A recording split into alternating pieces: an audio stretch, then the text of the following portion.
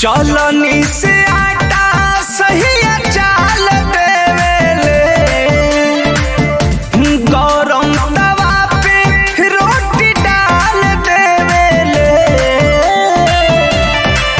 राजा चलनी से आटा सही चाल देवेले, गरम तवा पे रोटी डाल देवेले। बड़ी रे पसंद से हुतम हवा में खियावेले। अरे हम काटी लोइया सहिया बेला ना चलावेले। अरे हम काटी लोइया सहिया बेला ना चलावेले।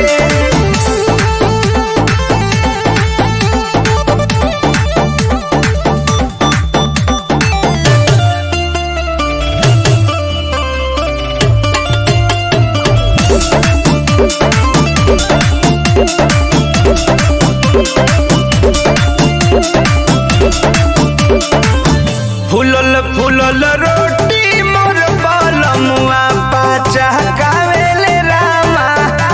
कबो कबो रजऊ हमारा के चसा कावेले रामा। फुलल फुलल रोटी मोर बलमुआ पाचा कावेले रामा। कबो कबो रजऊ हमारा के चसा कावेले रामा।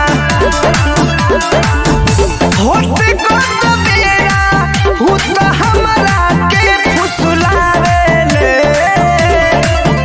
अरे हम काटी लोइया सैया बेला ना चहलावेले। अरे हम काटी लोइया रजऊ बेला ना चहलावेले। माई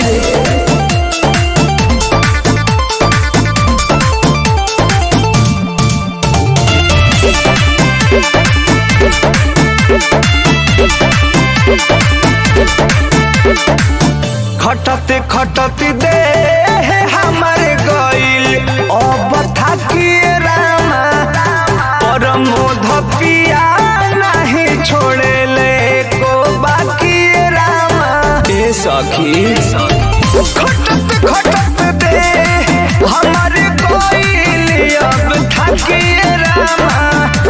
रंजित बलमुआ नहीं छोड़ले को बाकी रामा।